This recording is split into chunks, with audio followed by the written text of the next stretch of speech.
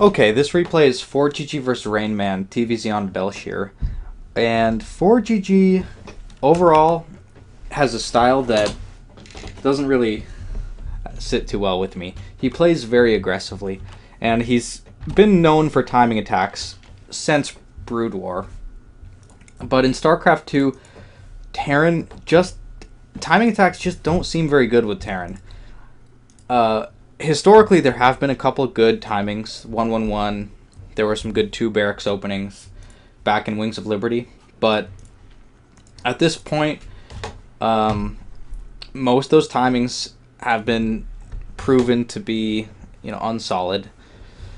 And yeah, like when I watch ForGG, it seems like he tries a lot of kind of wonky timing stuff, like combat shield marine timings, TvZ, and like just stacking barracks on 2 bases.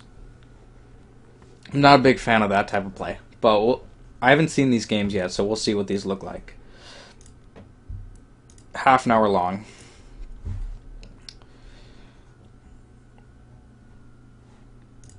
And of course, I'll just watch from ForGG's perspective.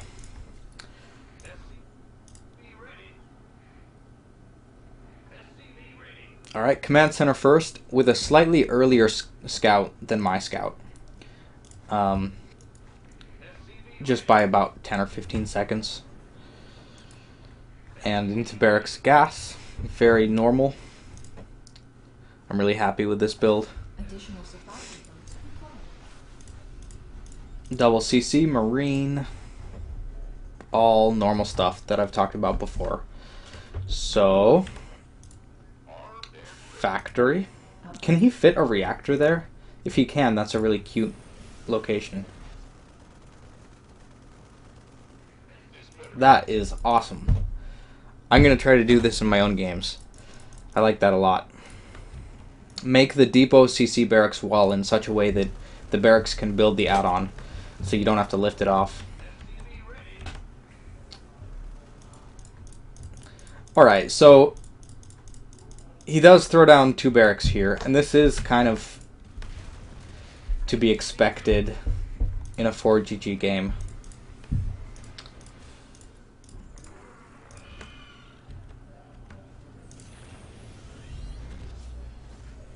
Kind of an interesting bunker on the high ground. Won't worry too much about that.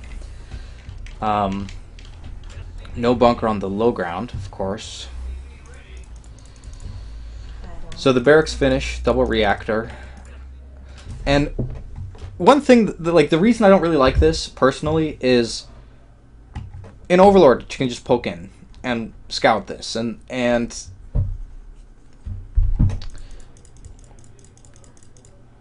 I think, personally, in my experience, this type of opening really relies on the surprise factor.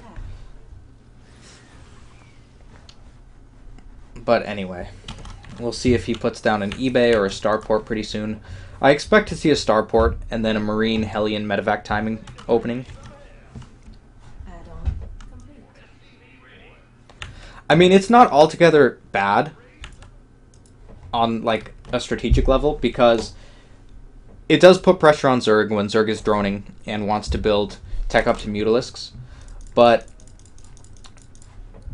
it's a big investment, It's a really big investment because Zerg is on 3 bases and Terran is on 2.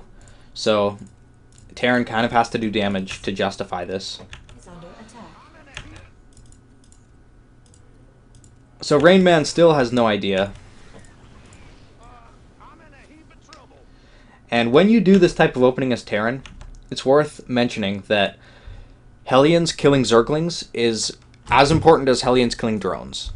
It's kind of like the old-fashioned 1-1-1 builds, where the Cloak Banshee would actually, in TvT, would actually target down Marines to make the follow-up siege push even stronger. So this is great for Terran. And he actually built, I think, 8 Hellions total this game. And he's getting lots and lots of free lane kills. Like, if you look at the units lost tab, 34 units lost for Zerg, 5 for Terran. So medivacs are coming out. And his transition is going to be this third CC and a double eBay. Should come down very soon. And I just want to look at Zerg's upgrade timing. I'm guessing 1-1 is like 80% done. Pretty close. It's almost finished. Alright, so let's look at ForGG's perspective. He's gotten a lot of free link kills, so these Hellions can kind of roam free. He's going to boost these medivacs down, and probably just try to deny the third. And so, like, users with really good micro are going to shine in these situations. This looks very different when I'm playing versus when ForGG and Marine King are playing. And maybe this is one of the reasons why this push doesn't work so well for me, is because I can't micro these situations as well. What should happen is the Hellions drop back in this direction, if you can see my cursor, toward the ramp, and the Marines target fire down Banelings one at a time, and you just ignore the Lings. The Zergling damage doesn't really matter.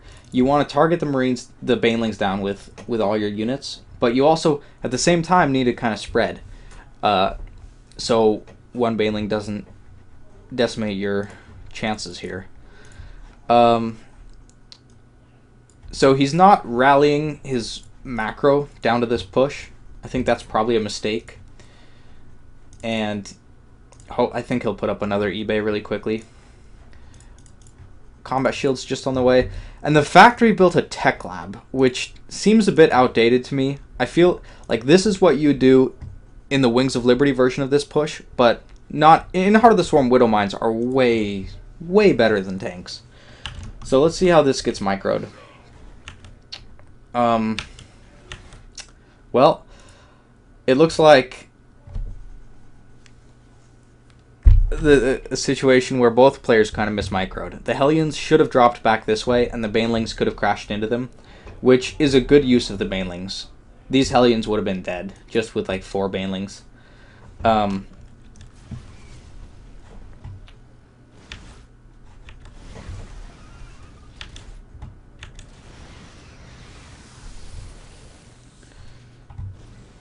Now, not like, you know, really great, noteworthy micro or anything by ForGG, but still solid. Like, he hasn't lost anything. He's not doing 17 splits with his Marines, but he's kept them alive. And in this situation, the Banelings have to turn around, because once they're off creep, the Marines can stim again down to like 15 HP and just kite and get all the Baneling kills for free. And having like 20 Marines at 10 health each is fine, because they're all going to get healed up by these medivacs eventually. So the Banelings are going to turn around. And we're going to see how Terran transitions out of this. Medivac's healing up the Marines. 1 eBay done. I'd like to see 2. Upgrades are just tremendously important in this matchup. Continuing to do some harassment. I mean, this is nice. Like, when you do this type of push, all the Banelings delays the Zerg's Spire. Like, the Spire is just getting started right now, because he had to put his gas into Banelings. And so, you can do this kind of stuff risk-free. And even if there are mutas, you can always boost away as Terran. I would kind of actually like him to keep getting aggressive, but it's probably safer to retreat. Yeah, so he's going into tanks. He really needs a second eBay. Ready for dust off.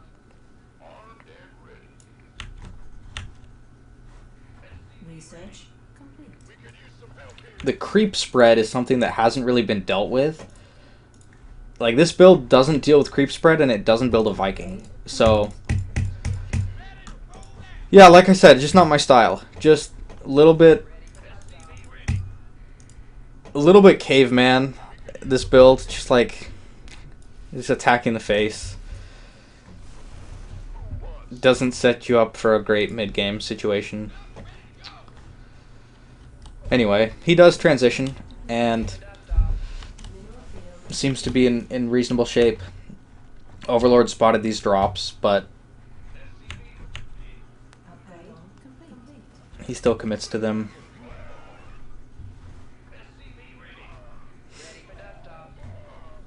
Just by the way, if mutas are attacking your medivacs and you boost them, the medivac gets away for a few seconds, like 8 seconds, 10 seconds, but then the mutas will catch up.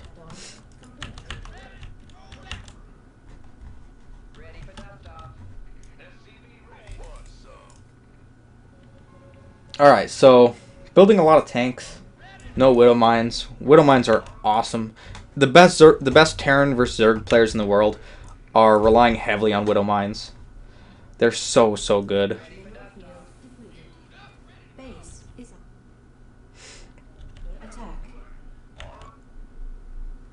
Pretty interesting choice here by ForGG to not actually deal with the muta threat directly, but just push out and kind of indirectly deal with it.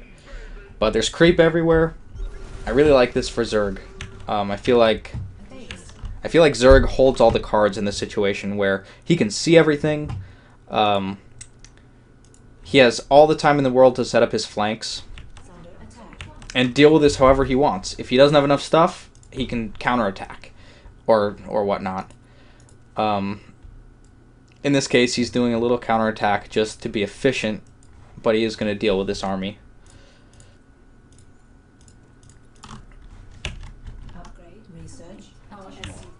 Nonetheless, like, despite this not being my favorite style of opening, ForGG has a clear plan here. His opening was, okay, I'll do a Marine Hellion Medivac micro-based timing attack, and then I'll try to deal damage, and I'll take a third and macro up really heavily and follow up with a big timing push before Hive. So he only has 1-1, but he's got really good supply. Like, 16 minutes isn't a good max out timing if you just play macro, but given that he opened with a timing attack, this is pretty good.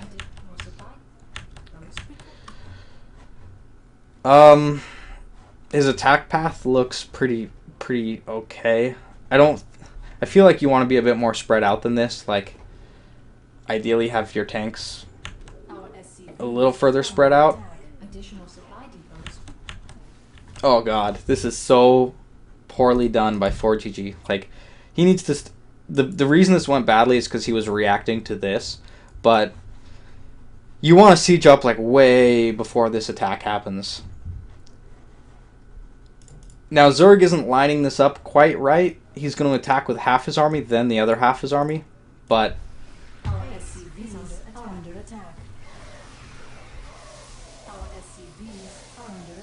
Alright, so that goes very well for ForGG. All said and done. He's losing his third, but he's making a move to end the game. So, I would kill the Evos here. He's probably thinking he just needs to get on top of the Banelings, and he'll win. Nope, he just kills the hatch. Kills the Baneling nest. Now he kills the Evos. Okay. Just slightly different priorities here.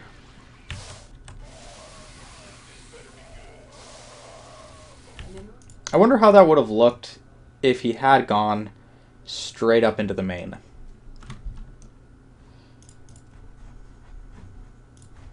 That would have been much worse for him. Rainman was pretty safe, morphing these Banelings all the way in the back of his base. Alright. So this all happens.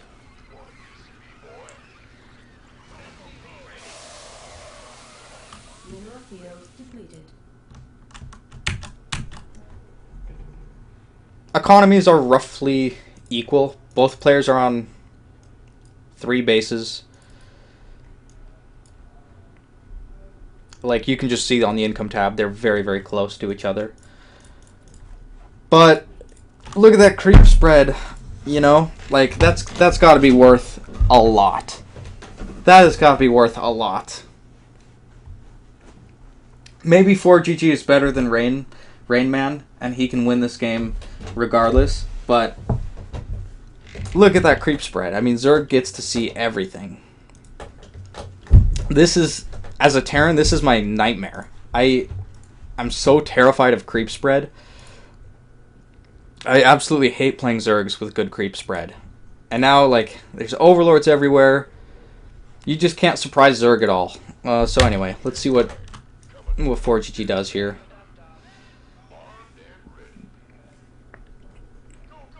Additional supply depot. Pushes out again. Our SCVs are under attack. Mineral field depleted. Insta loses his third. Base.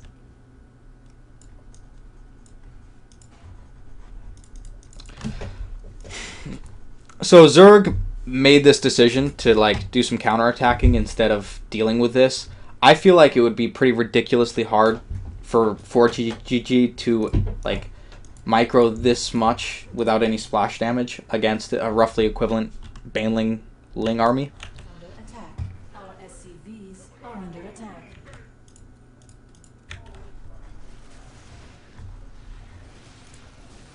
Base is under attack.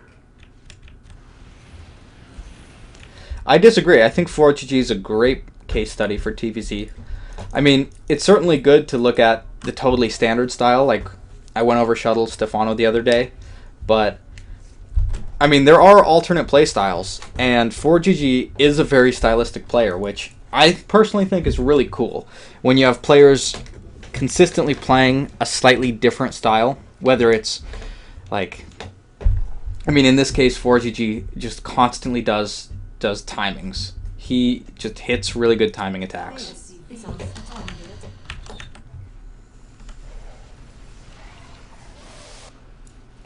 Alright, so we get into a base trade. Zerg's most powerful assets in a base trade are burrowed banelings. And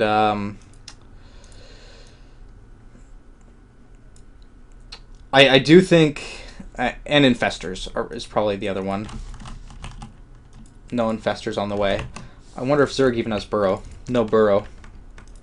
So I would say this is going to heavily favor Terran, because Terran's got the floating buildings and he's got the energy efficient units with the medivac healing. So this got to favor Terran.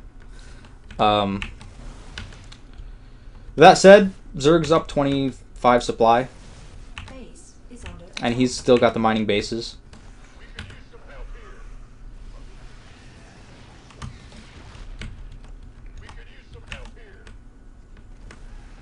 Let's see what the unit count looks like. 25 banelings. So Zerg wins. That's way, way too much.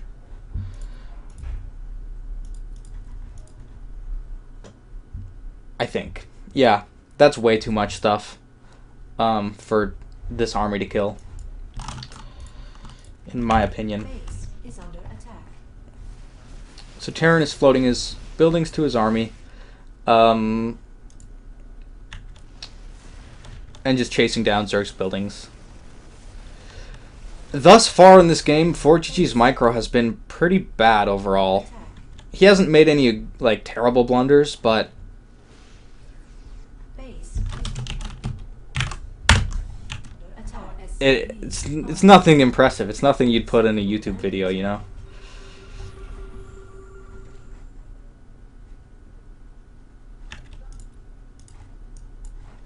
So, scouting with this medivac for bases. Zerg probably hasn't been revealed yet, but Our SCVs Terran has are under attack. one SCV, so it's going to take him forever to restart this process, and the SCV is dead. So, Terran has no hope of like rebuilding here, because he can't build an SCV. So he's got to just walk around the map with his buildings. Somebody, get me out of this mess.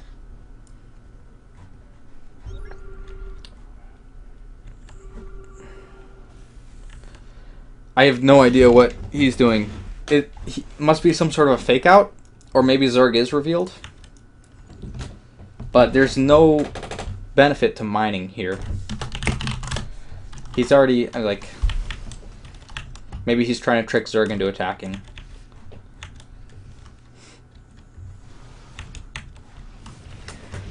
Yeah, ForGG can't win this, I don't think.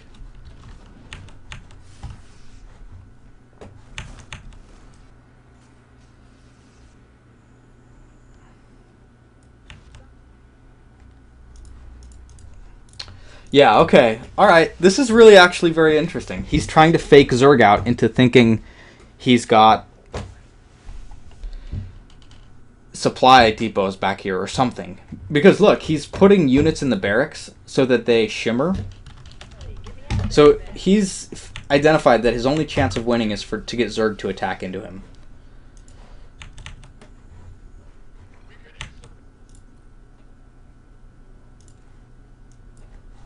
But that's not going to happen.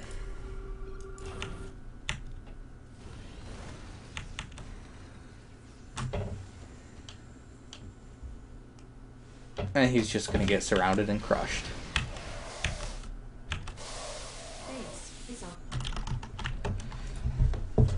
Really interesting game. Really kind of like...